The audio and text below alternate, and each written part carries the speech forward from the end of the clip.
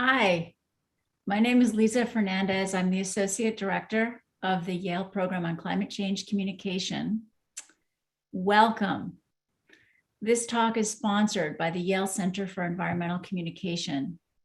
And right off the bat, I want to acknowledge that I'm speaking to you from land originally of the Quinnipiac Nation and stewarded by them for many, many generations. Based at the Yale University School of the Environment, the Center for Environmental Communication focuses on 4 areas. First, we conduct research on the psychological, cultural, and political factors that influence environmental attitudes and behavior. Second, we teach students and train working professionals. Third, we convene a global network of climate communication scholars and practitioners. And finally, we inform and engage the public through environmental journalism, including Yale Climate Connections, which is hosting this talk today, a climate-focused news service that engages many thousands of people every day and includes a short daily radio story that airs on more than 680 stations nationwide. Just some logistics to start. The chat is closed. Please use the Q&A feature at the bottom of your screen and be aware that you only see the question you yourself asked. We have folks on our end monitoring the questions, so be assured that your question will be seen. So with that, let me turn it over to Bud Ward, the editor of Yale Climate Connections and co-founder of the Society of Environmental Journalists. He'll introduce our speaker today. Thank you, Lisa, and welcome everyone. I'm going to make my introduction of Dr. Jeff Masters very, very short, because I want to save as much time for the information-packed material that he's going to present to you all. I am going to say what many of you know, and that is that Jeff is a co-founder of Weather Underground. He's also the meteorologist for Yale Climate Connections. I'm not going to mention much about hunting Hugo because I know he will, but I want you to take that part of his message to heart, including the link to it. I want to tell you a little bit of story about Jeff. In 2005, he was advised by another co-founder of Weather Underground while they sat in Ann Arbor that Jeff should start a blog. And Jeff said, "What's a blog?" And Jeff's next comment, this is a quote, was, "Sounds like a waste of time. What am I supposed to write about?" After a little bit more gentle persuasion, Jeff responded, "Okay, but I doubt I'll want to do this thing for very long." Well, those of you, like so many who have followed Jeff's blogging, know that that didn't work out as planned. His initial responses did okay, 10, 11, 12 commenters and so forth. It was a little bit hobbled by his second post because he had a typo, as is not uncommon in blog world. But he wanted to say celebration of Earth Day as a title of it. Instead, he used 2 T's. So I guess I would make a celebration of Earth Day. Despite that misspelling, Jeff went on to blog. In August of 2005, a momentous month in climate history, hurricane history, Jeff was in New York meeting with Associated Press. They were expressing an interest in sharing Weather Underground, his site, with its 5,000 newspaper members. Then along came Katrina. Jeff, shortly after that, realized that his comments were getting 1,000 comments a day in the first 24 hours or so. That made him, quote, again, a quote, "a true convert on the value of blogs. Little idea that it was destined to become the focus of my professional life." Well, Jeff has indeed, with the help of Bob Henson, another meteorologist, journalist, also a regular contributor to Yale Climate Connections, they created an amazing community of weather enthusiasts. Over roughly 3,000, I'm sure that number is a little bit dated now, but 3,000 or so blog comments in the first 14 and a half years, and hundreds of thousands, I think we could probably make that millions of comments over that period of time. Jeff became recognized as one of the foremost commentators and certainly bloggers on climate and extreme weather issues. He's been writing for Yale Climate Connections for just about 15 months now.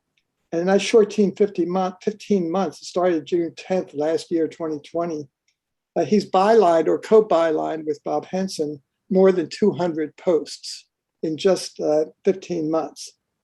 Now, I wanted to make two more comments, and this is to tell you what you don't know about Jeff Masters, or maybe what you don't know. I found it interesting when I learned that Jeff established a very generous Jeff Masters Student Support Fund at the University of Michigan's Climate and Space Science and Engineering Department. Very generous indeed on Jeff's part and the university's part. The other thing you may not know about Jeff that you can tuck away, I don't think there'll be time for this today, but that is that he plays trombone. And with that, I want to introduce our guest speaker, Jeff Masters, Dr. Jeff Masters. Jeff, take it away. Thanks a lot, Bud. And I really appreciate that Yale Climate Connections gave Bob Henson and myself a home after IBM decided they didn't want us anymore. So let's dive right in. We've got a lot to cover. This year has been a really insane weather year. And we're going to get a stormy 40 minutes in here, but I promise there'll be a rainbow at the end. So my former job, as Bud alluded to, was a scientist with the NOAA Hurricane Hunters. I did that for 5 years. And during that time, I got to fly into 2 Category 5 hurricanes. The last one, almost permanently last one, was Hurricane Hugo. And you can read the story of that at that link there. And actually, it's been made into a 45-minute TV show in the Smithsonian Channel series, Air Disasters. You can see an actor playing me in the cockpit being shaken around. It's quite the story.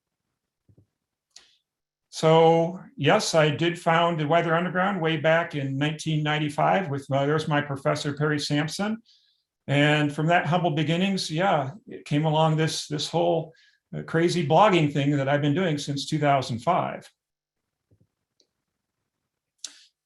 Okay, let's dive into 2021, a year of incredible extremes. I've been a meteorologist 40 years, and some of the extremes I've seen this year boggled even me, knowing that, here we are with climate change, intensifying extremes. I want you to look at this list and mainly focus on the top 4 items. We've had 4 what I call mega disasters, that is disasters costing more than $20 billion. And if you look at the list of $30 billion disasters this year, those top 4 disasters account for over 70% of the costs of pretty much all of these weather disasters.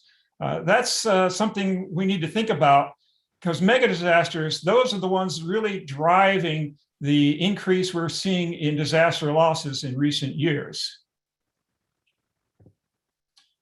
And I might add too that from this list, you'll notice that 10 of the disasters, the billion-dollar disasters, were severe weather, and 5 each for droughts, for winter weather disasters, tropical cyclones, and flooding. So let's look at the curve here of billion-dollar weather disasters. And we only have a partial tally for this year. We're up to 30 so far. It used to be that 30 would pretty much set a record, but no longer. There's really been a huge increase, well, not only in billion-dollar disasters, but also in weather disasters in general. And okay, so part of that is due to the fact that we've got more people owning stuff, more people living in dangerous areas, so more losses due to extreme weather events just because there's more stuff in their way. But part of this increase is also due to climate change, I am convinced. The climate change has increased the frequency and intensity of several kinds of extreme weather disasters. Not all, but certainly we know that heat waves are more intense from climate change. That's pretty much rock solid science. Wildfires we're pretty sure about too. And while tropical cyclones, now let me just say that a tropical cyclone includes hurricanes, which are in the Atlantic and the Eastern Pacific, typhoons, which are the same thing, but in the Western Pacific, and in the Southern Hemisphere, they're just called tropical cyclones. It also includes tropical storms and tropical depressions. So in other words, tropical cyclones, which are getting more intense with rising ocean temperatures, we expect them to be causing some of this increase in disasters as well. I might also mention that there's some controversy about, okay, how much is climate change contributing to the observed increase in disaster losses due to weather disasters? You can factor in gross domestic product and say that, hey, compared to the increase in gross domestic product we're seeing, the rise in severe weather disasters in recent years is no big deal because they haven't really increased in relation to the increased wealth of the world. Well, there's a couple of problems with that. One is I'm not convinced that's really true because when God created scientists, he created economists to make meteorologists look good. And second of all, when you're talking about the increase in total wealth in the world, that has come at the expense of the environment. We've charged up our credit card. We've dumped our waste products in the atmosphere. We've pumped away our groundwater. We've taken our soils and let our soils run off into the ocean, lost tremendous amounts of topsoil. So we're borrowing against the future right now. This increase in wealth we're seeing is illusionary. We've got to pay the bill, and the bill is coming due now. So it's interesting when we're looking at mega disasters now, weather disasters costing more than 20 billion. And you look back starting in 1980, which is the first year we really have good stats. We had just a couple in the 1980s. Those were actually both droughts that hit the US. But in recent years, we've seen a concerning increase in these mega disasters, $20 billion plus disasters, the ones most likely to cause severe disruption, not only in the affected population, but globally potentially too, due to the increasingly interconnectedness of our society. So this past year, 2021, we're already up to 4 mega disasters costing over 20 billion. That's a new record. 2 of those in the US, 1 in Europe, and 1 in Asia, China specifically. So this is a very concerning figure for me to see this rise in mega disasters. And I don't think it's due just to increases in wealth and population living in harm's way. Climate change is part of this equation. And climate change is definitely causing more extreme events. And when those extreme events happen where we've got a lot of infrastructure in the way, they are going to cause some of these mega disasters we're seeing. So let's go to Europe. Poor Europe. They had a $30 billion flood disaster this year that hit Germany and Belgium, killed over 240 people, and it was the most expensive weather disaster in Europe's history. The inconceivable has happened. Floods have inundated the Eifel region. Help, we're drowning here. Can anyone hear us? So that was a brief clip of the impacts there in Europe. And you can see on the list of the top 10 most expensive weather disasters in European history, the flooding in Germany and Belgium this year stands head and shoulders above the rest. I might mention I'm getting these statistics from the International Disaster Database, which is called EMDAT. Actually, I also like to use numbers from the insurance broker AON, who also does disaster estimates. Their numbers are a little bit different than this list here. They've got a couple over $20 billion weather disasters here for Europe, but it gives you the general idea that this year's disaster was just pretty much unprecedented in European history. Now let's think about China. In July of this year in China, the megacity of Zhengzhou had a flood disaster that dumped 25 inches of rain in just 24 hours. That's pretty much their annual average. They get slightly less than that in a whole year. And as you can imagine, the resulting floods in this city of 10 million people were just inconceivable.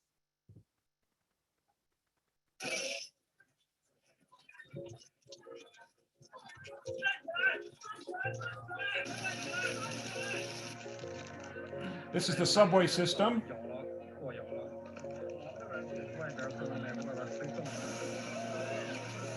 Shopping mall.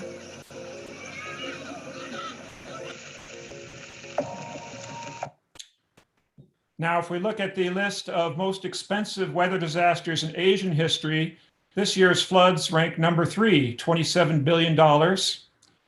And there have just been a couple other floods, one in China, one in Thailand, that were more expensive than this year's flood disaster in China. There have been some studies done on flooding in China, specifically linking increased flooding to climate change. We do expect that in the future, we're going to see heavier monsoon rains in China as a result of warmer ocean temperatures off the coast, allowing more water vapor to evaporate and contribute to heavier rains.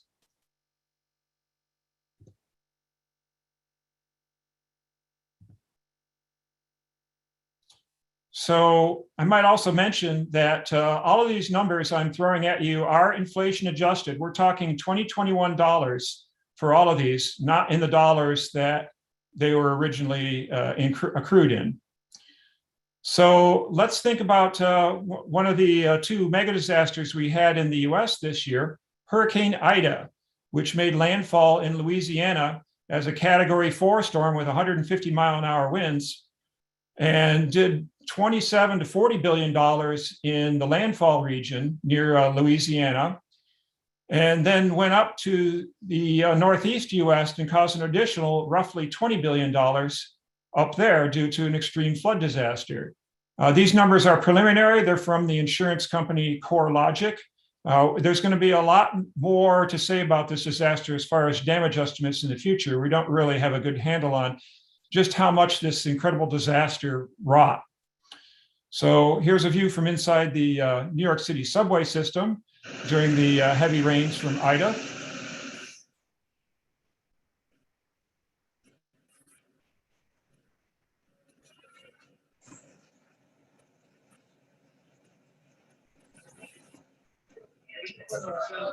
Newark Airport.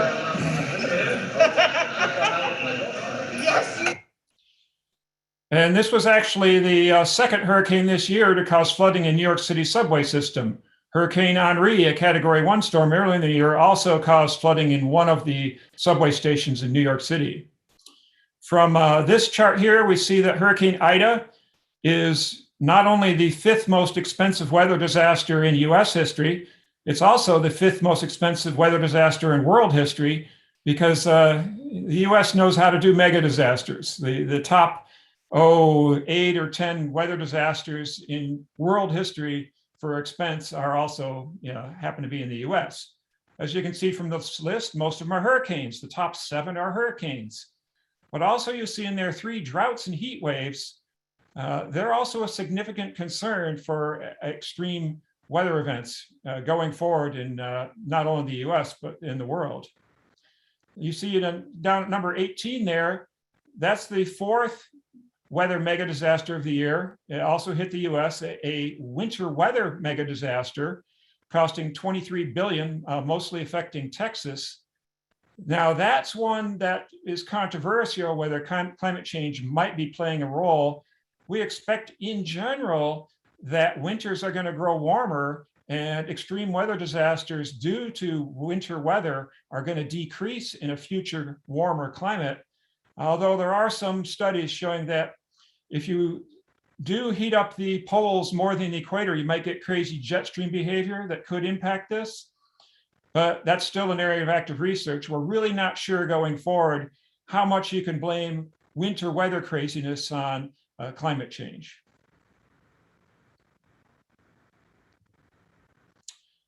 So in these flooding disasters and rainfall disasters from tropical cyclones, they have a common theme, heavy rains, and we expect heavy rains to be on the increase in future years due to climate change. Here's a plot from the National Climate Assessment for the United States showing in the US the increase in very heavy precipitation. These are the top 1% sort of events that occur when it rains and how they've changed.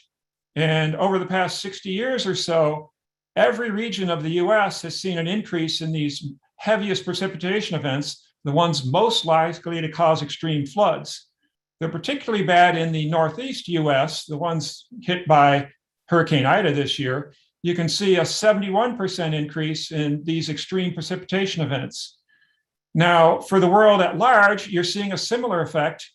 where extreme precipitation events are the ones that are increasing the most strongly in our warmer climate.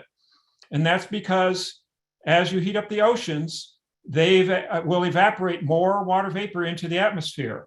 There's about a 7% increase in water vapor every degree centigrade that you warm things up.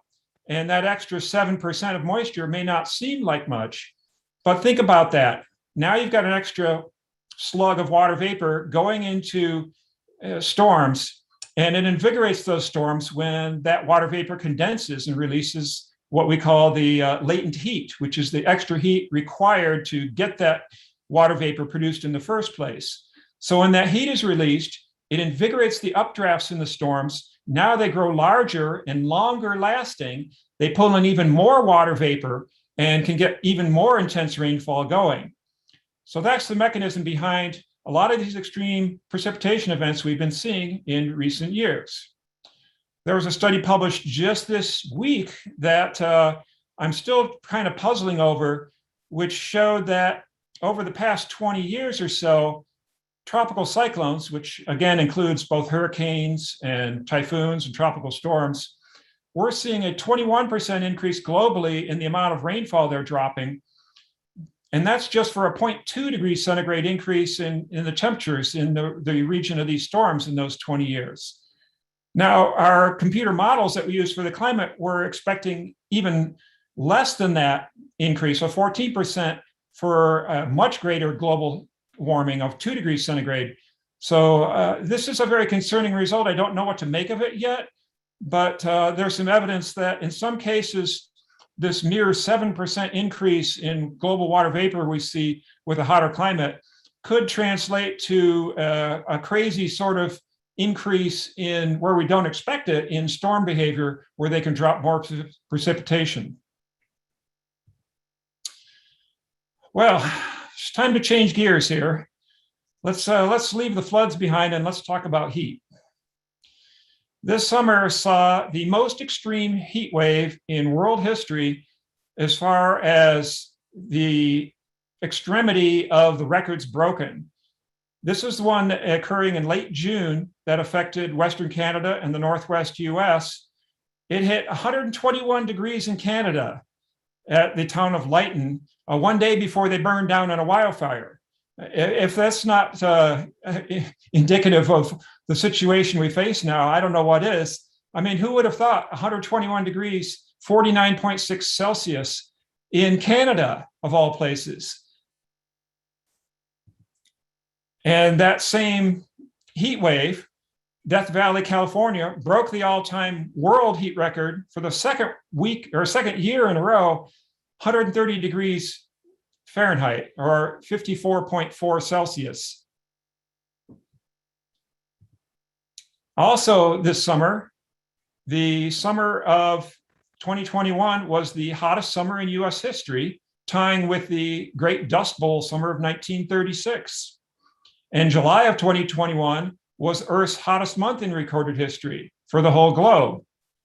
Now, this is happening in a year when we're seeing it in the Pacific Ocean, cooler temperatures than usual due to a La Nina event. And as a whole, for the entire year 2021, we're expecting it to be the 6th or 7th hottest year on record. So that's pretty extraordinary that with some lingering La Nina coolness, we experienced the hottest month in world history and the hottest summer in US history. That just goes to show you the amazing heating impact of putting all the greenhouse gases we've put up there into the atmosphere. With the heat has come fires. California has been burning the last few years. This year, they had their largest single fire on record, the Dixie Fire, which is near 1 million acres now.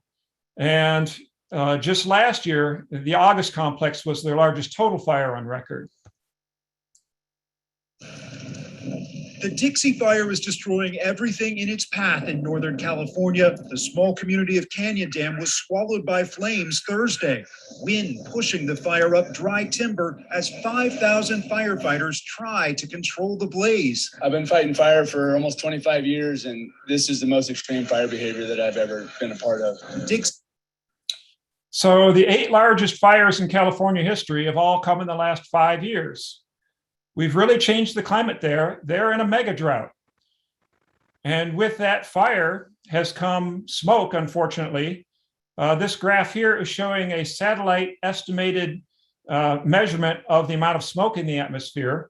The satellite peers down and looks at what they call the aerosol optical depth, where aerosol refers to the small particles of smoke. And when averaged over the entire US and Canada, you can see July of 2021 here set a record for the most smoke ever detected by satellite. Now, that has some major repercussions for health because wildfire smoke is deadly. You can see the quote there at the bottom. It was estimated up until 2016, the yearly death toll due to wildfire smoke in the US was 3,000, and that's just to short-term exposure, less than 2 days. You can be sure that this year and back in 2018, the death toll is much higher. So here's a bit of a complicated concept here, which I'll spend a little time discussing. A large reason for some of the extreme weather we've been seeing is due to the jet stream, which has gone misbehaving in recent decades. A wildly oscillating jet stream is responsible for a lot of these extremes we've seen. The plots here are showing the north-south winds in the upper atmosphere at the jet stream level this summer, actually in June, when we had our intense heat wave. That big red blob you see in the center there, that's centered over the western part of North America. That's where you're getting southerly moving air. A ridge of high pressure is set up there, a record strength ridge that brought them their incredible heat wave of June. Counterbalancing that over the eastern US, right in the center there, you see downwards or north to south moving air, bringing cooler air and wet conditions. So these sorts of wild jet stream swings are something that has increased in number since the 1990s, and it has been connected to climate change.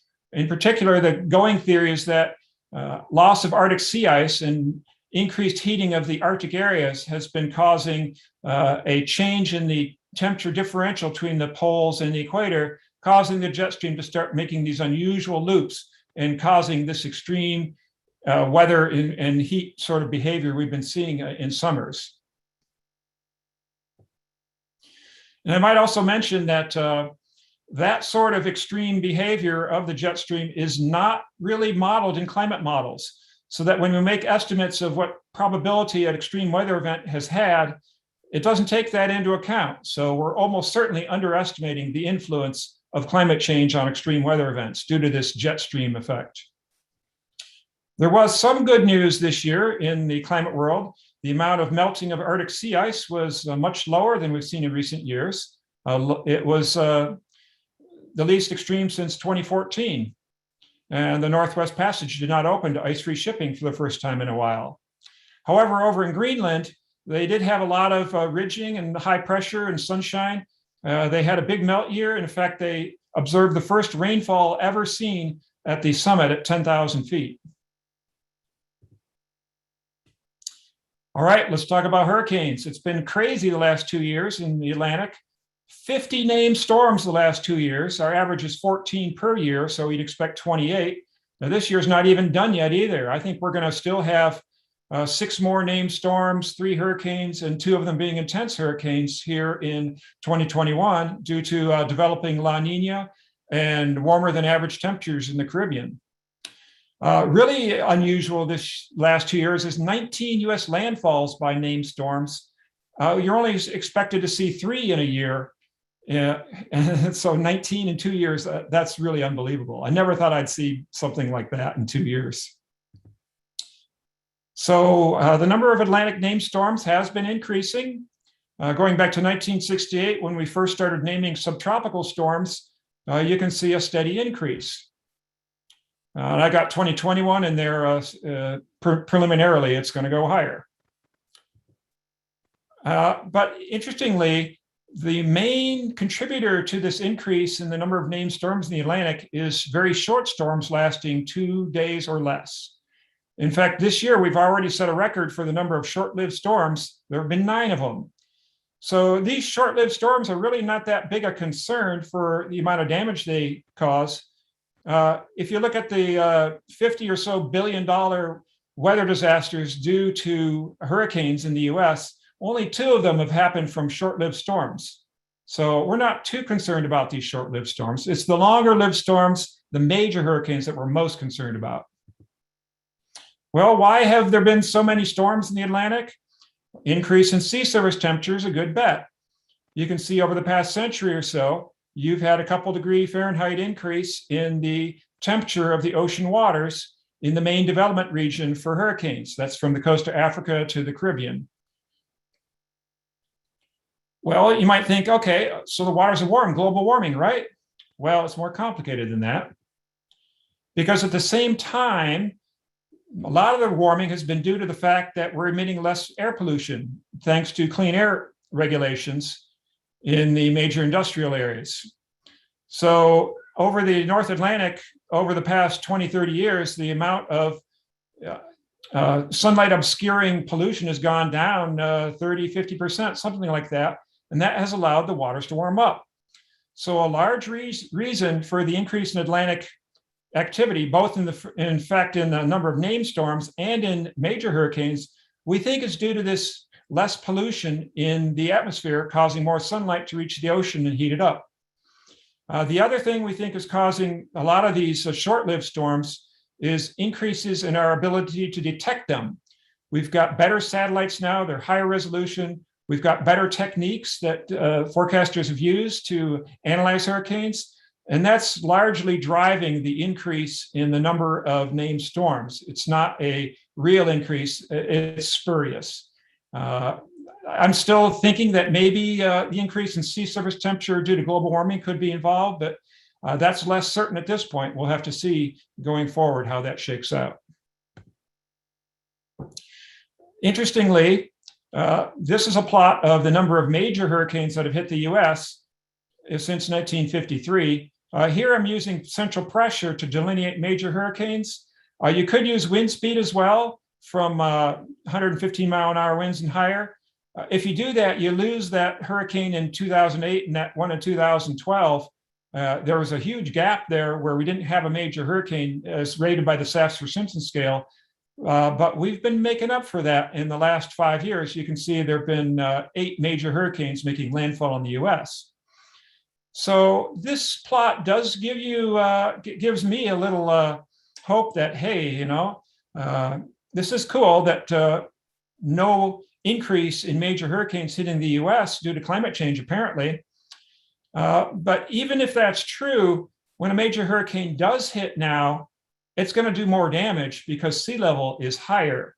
There have been 3 studies looking at the damage from Hurricane Sandy in New York City in 2012.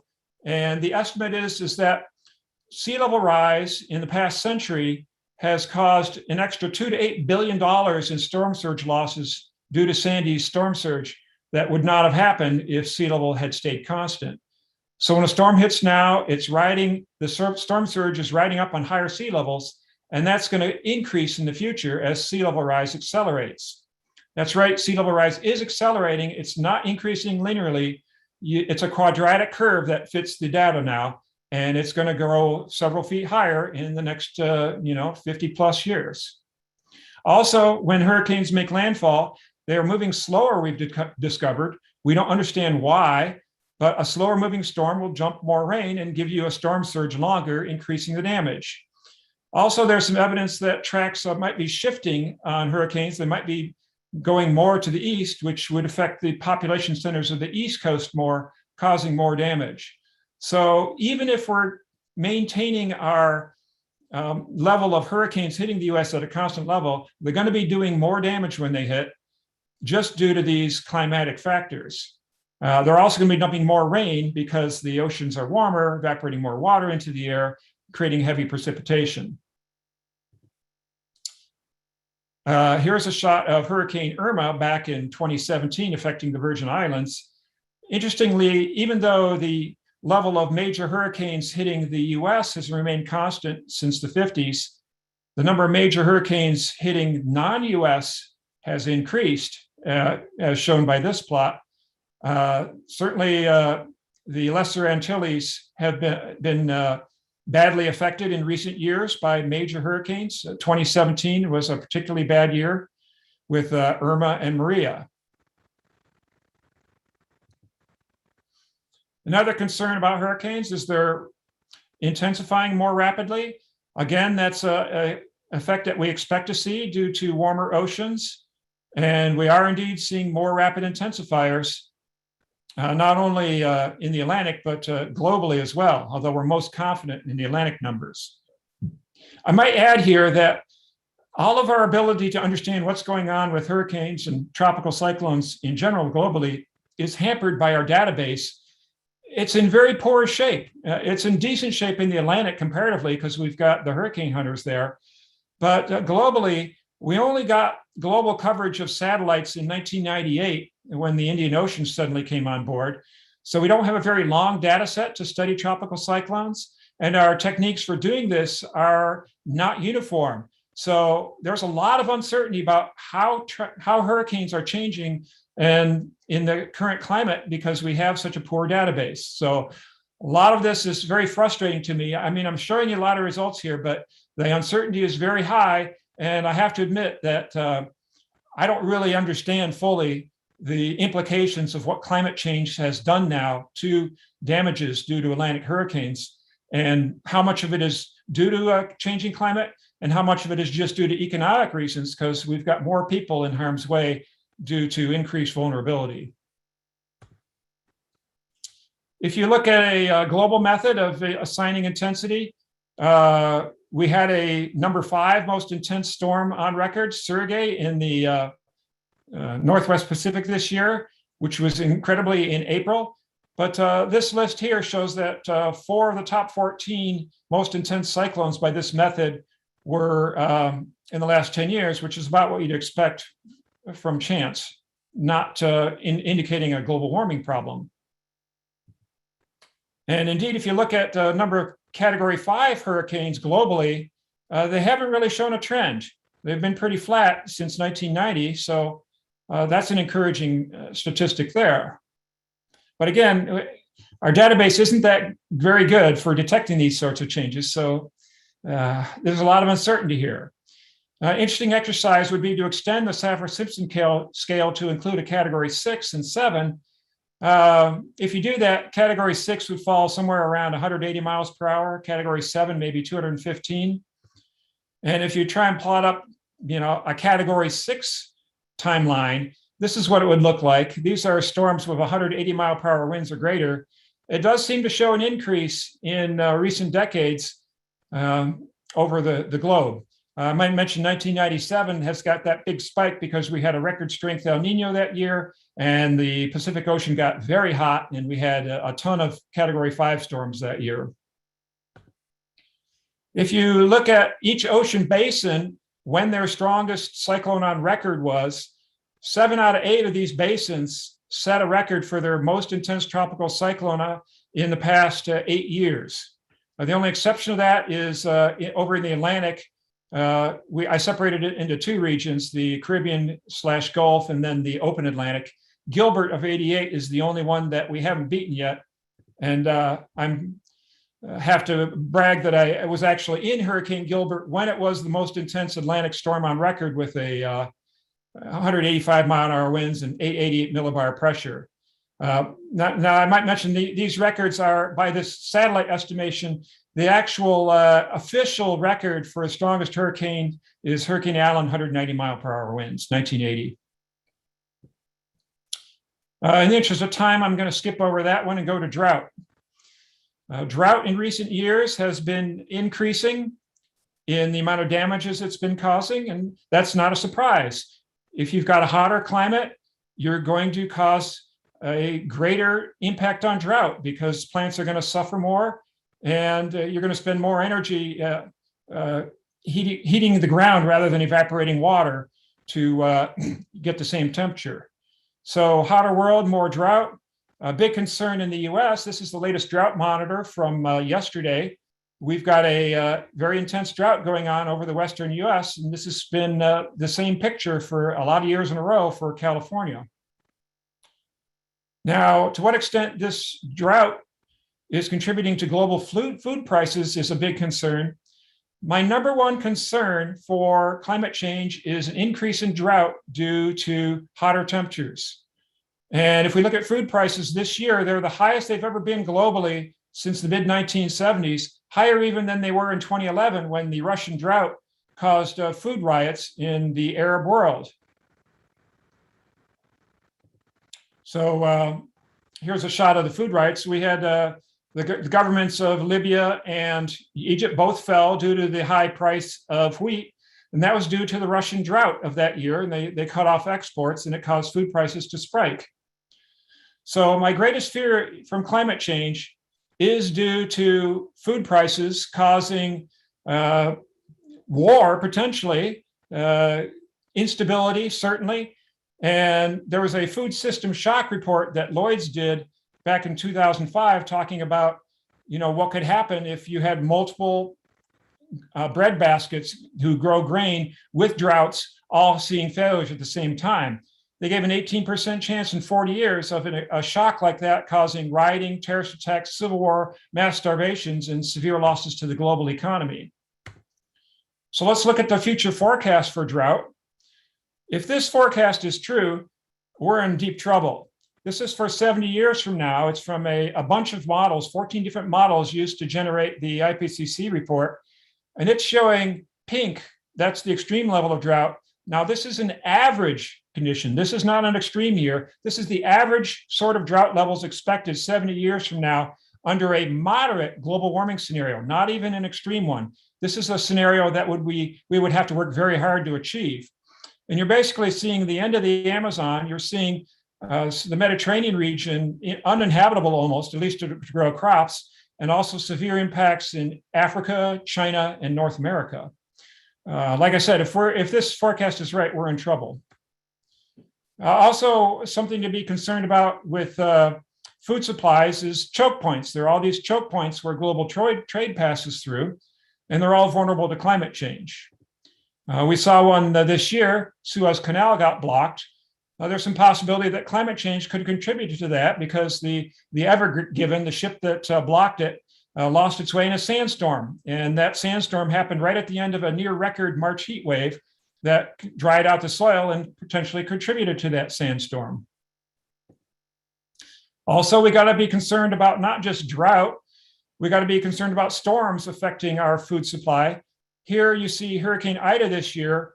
Its eye wall moved directly over the port of South Louisiana, which handles 60% of all US grain exports.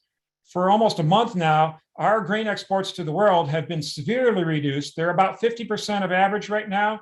They were 100% down for a couple of weeks. And it's a really good thing that Ida did not hit during October, during the peak of the grain export season, or global food prices would have seen a huge spike.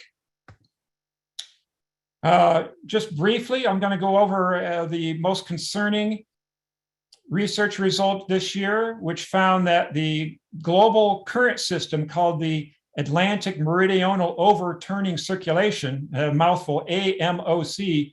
This includes the Gulf Stream, which transports warm ocean water from the equator to the poles. That is in danger of collapsing potentially, something climate models didn't think could happen for another at least 50 years. All signs are that this current system is in danger. If that happens, it could have severe impacts on global climate. Temperatures would plunge over the European region and parts of North America, up to 10 degrees Fahrenheit colder.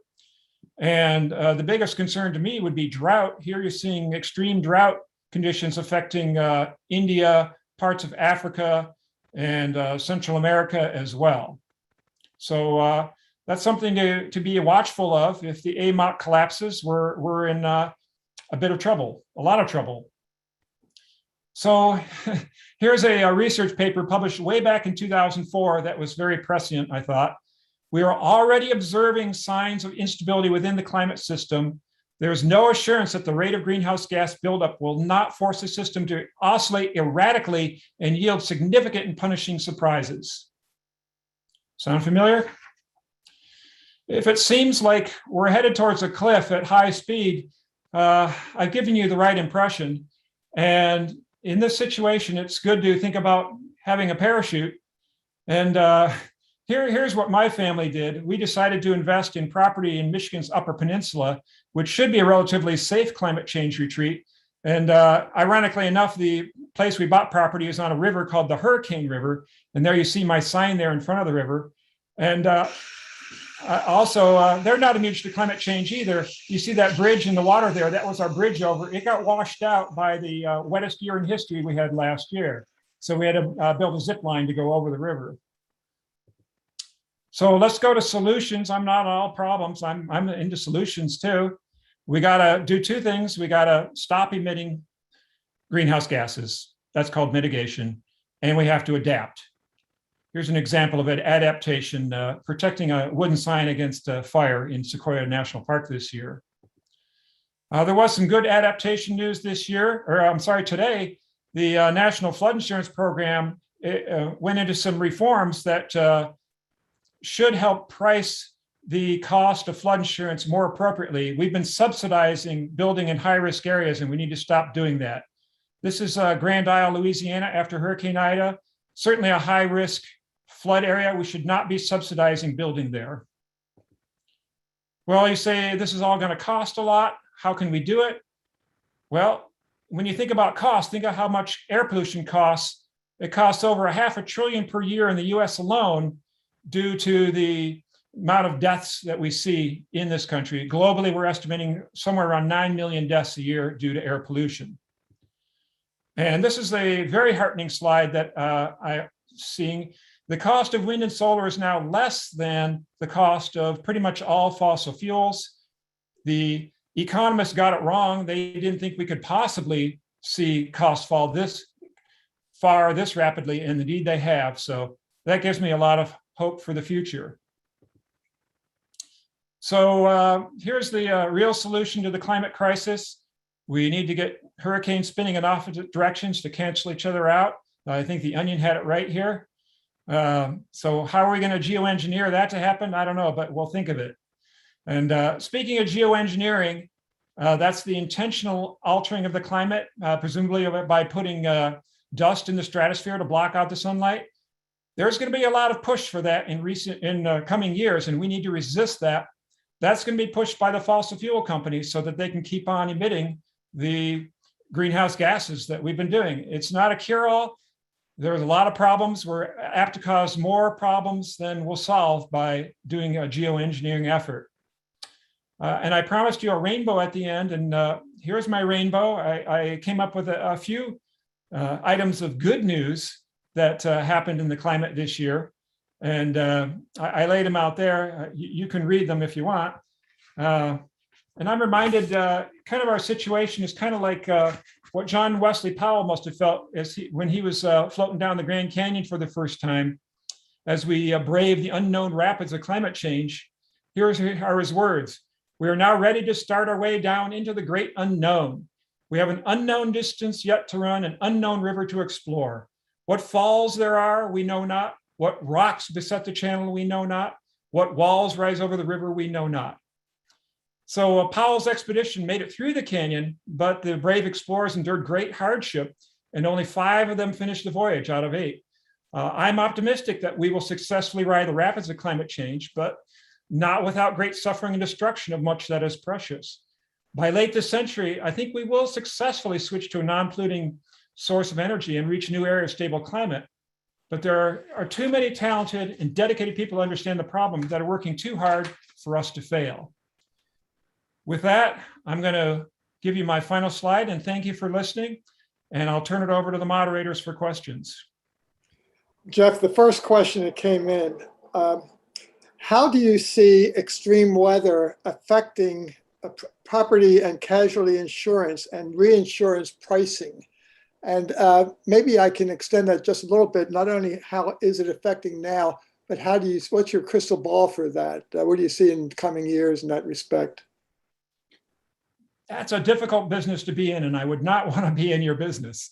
I mean, we saw one of the earlier graphs I showed you that we had a 11-year gap in major hurricanes hitting the US.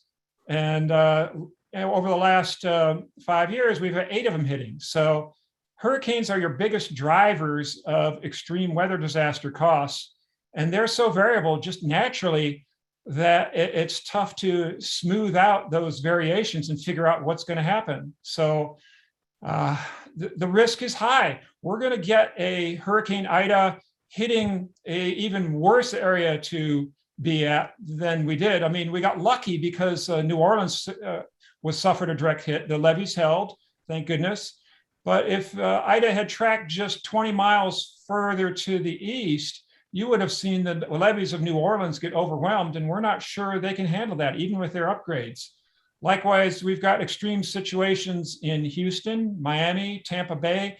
If any of those get one of these climate change souped up megastorms we've been seeing globally, these category 6 storms, that's going to be a real eye opener.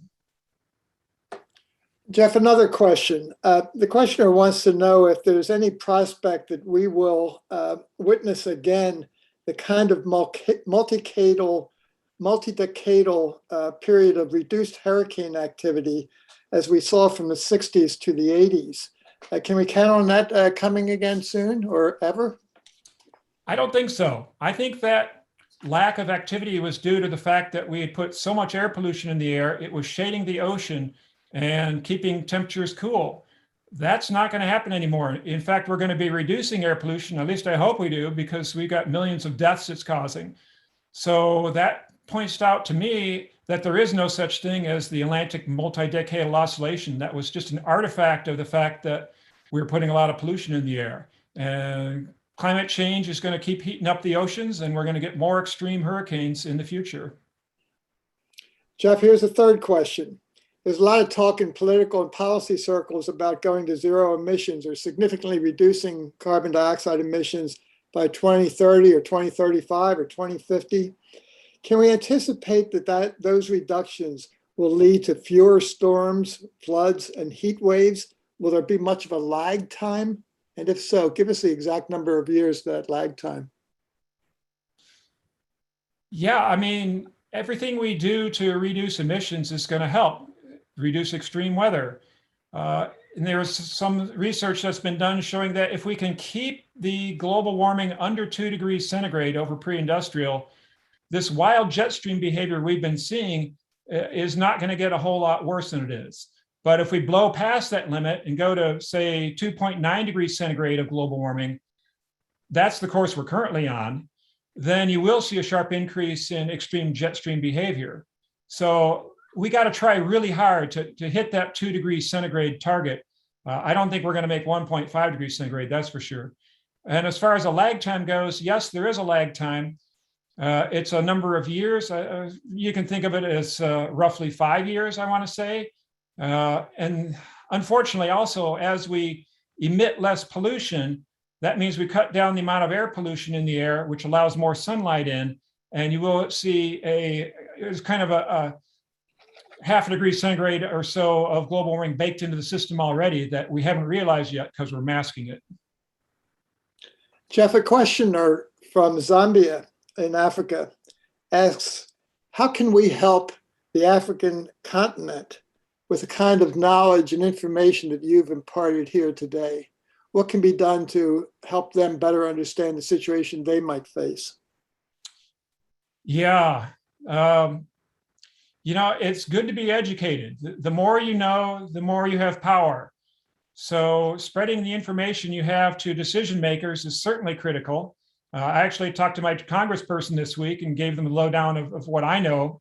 And the key to solving the climate crisis is leadership. We have to elect leaders that understand the issue and will take action.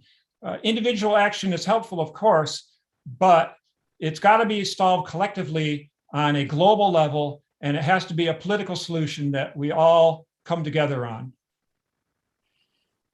Jeff, another question. The questioner asks, where would be the best place to move to in the next 50 years or so to be more protected from climate change? I gave you my vote, Michigan's Upper Peninsula, but that's got a problem. They get so much snow there, lake effect off Lake Superior. I can't even get into my property for 4 months of the year. Certainly north is better if you're in the northern hemisphere. closer to where there'll be an equitable climate. Islands, you run the risk of drought. Certainly in the Caribbean, we're worried about drought in the future. Hawaii maybe is going to be decent. You don't want to be near the coast, obviously, because rising sea levels are going to be a problem. So I would go where there's a lot of water. Certainly, northern tier of states in the US are looking good, or southern Canada are looking good. And in Europe, the farther you go away from the Mediterranean, the better, because they're already getting drought-induced conditions in the Mediterranean region of Europe, and that's only going to intensify. Jeff, a questioner wants to know if you envision the extreme weather being an effective motivational tool to encourage policymakers to further reduce emissions. You would think. Back in the 1980s, we had the ozone hole open up, and the world's leaders collectively said, OMG, this is a serious threat to civilization. What are we going to do about it? And the nations of the world got together and established the Montreal Protocol and saved us from a catastrophe. There have already been a lot of ozone hole moments already, and that has not happened with climate change yet. And the reason is because the political and financial power of the fossil fuel industry is unparalleled. They're the richest industry in world history, and they're going to lose profits if they lose their main product. And they've been pushing hard against having any meaningful reaction done to limiting emissions. So it's got to happen, though. I mean, there have been some encouraging signs this year that their power is waning. For instance, Harvard and the University of Michigan divested from fossil fuels. And there's an increasing push within the boardrooms of these companies themselves to do something about, hey, we've got this climate crisis. This is a planetary emergency, and we've got to stop burning fossil fuels immediately. Jeff, a couple more questions in the few minutes we have left. What do you think of the notion that wildfire smoke is helping deflect some of the sun's heat and therefore having a cooling effect? Not that that necessarily is an argument for wildfire smoke. Yeah, some of the record highs we would have set this past year and last year too did not happen because wildfire smoke was obscuring the skies. For instance, in Death Valley, I think we would have gotten a hotter than 130 this year if there hadn't been a little bit of wildfire smoke in the air too. So yeah, that is a feedback which is slightly helpful. You do reduce the intensity of your heat wave when you start burning your forests and obscuring the ground with smoke. I might also mention, though, that smoke travels a long ways, lands on the Greenland ice sheet, makes it darker, and that helps the ice sheet absorb more solar energy, helps drive more melting of the ice sheet, raise sea levels, and contributes to climate change. A questioner would like you to elaborate on fossil fuel industry's strategy, if that's what we call it, to add particles to the atmosphere, that is, to support geoengineering. Yeah, it's not just the fossil fuel industry pushing it. I mean, there's a lot of people who want to do geoengineering, and it would be relatively cheap. It would cost just a few billion a year.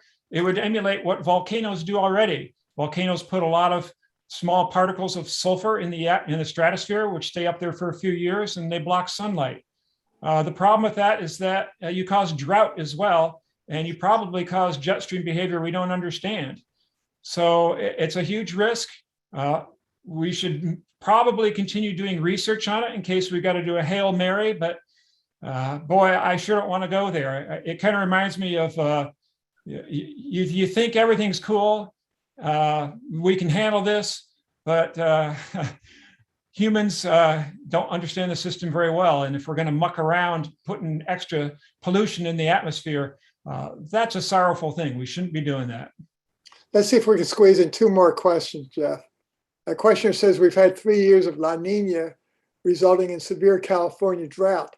What has caused this anomaly, and what caused an El Nino with result, and what would cause an El Nino with resulting more California rainfall? This fall is the second straight year we've had La Nina going on. That's pretty common, actually. About 50% of all La Nina events have a second year develop in the following winter, Northern Hemisphere winter. So yeah, that's the natural cycle. Every 2 to 7 years, you get a La Nina, and then it cycles to El Nino. So I don't see that the cycle is out of whack right now. We're going to get an El Nino maybe next year or the year after. It balance the cycle. When we do, it's going to be a record hot year probably. And finally, Jeff, can you point to what you might consider some of the most important, most urgent research questions, research needs to help address some of the remaining great unknowns in climate and extreme weather? What's going on with the jet stream? We know it's gone berserk in recent years. We don't quite understand why. We really need to pour a lot of talent and effort into understanding what's going on with the jet stream. That is happening already, but that's kind of the key, because our current generation of climate models is really not doing the job there. It can't really simulate what we've been observing. So our cloudy ball, our crystal ball is a cloudy ball. We don't know what the future holds. And so far, our experiences, uncertainty is not our friend. The climate models get criticized for being uncertain. They are, but time and time again, we're seeing that unexpected, intense weather events are happening that the climate models did not anticipate. And we've got to make a better generation of models that can give us better forewarning of where we're headed. Last question, Jeff. How confident are you that Antarctica and the Greenland ice fields are sufficiently stable that they won't slide into the seas? It's a matter of what timescale you're talking. Slide into the seas. They're not going to slide into the seas in a period of a few years. It's going to take decades or centuries or even millennia. We've already passed the critical point where Greenland is not going to be able to recover, and over periods of thousands of years, it's going to go away. Same for the West Antarctic ice sheet, it's thought. Maybe we'll figure something out around that, but it seems unlikely at this point. I think it's going to be the West Antarctic ice sheet is the greatest danger of what you can call, quote, sliding into the sea, but that's going to take decades to happen. Thank you very much, Jeff. I'm going to pass it back to my colleagues in New Haven to wrap up the session. I can say to the audience that we will have Jeff's presentation available, the PowerPoint, or I guess it's a keynote presentation, but we will be making that available. We'll also be making the video from this presentation available. So stay tuned for those. And back to New Haven. Thanks so much, Bud. I just, first of all, like to say thank you to everyone who is in attendance today. I'd like to give a very nice round of applause to Jeff. Sadly, the worst thing about Zoom is that you can't hear how many people are clapping right now, but I can assure you it was a wonderful presentation, and I'd like to thank you very much for it. Bud, thank you for moderating. And yeah, as Bud had mentioned, we will be having a video online of this event. If anyone knows someone who wasn't able to make it, it should be on our YouTube page fairly soon, as well as the slides from today's events. In addition to that, I'm going to drop right now in the chat just the YCC link so that if anyone's interested in looking at some of the stories, they can go check out that website and look at them. And yes, again, one final round of applause. And I'd like to also advertise that in about 2 weeks, we will be having another event in this series that we run here at the YCEC about climate communications, where we talk with faith communities and how religion and ecology connects. Thanks so much, everyone. Thanks.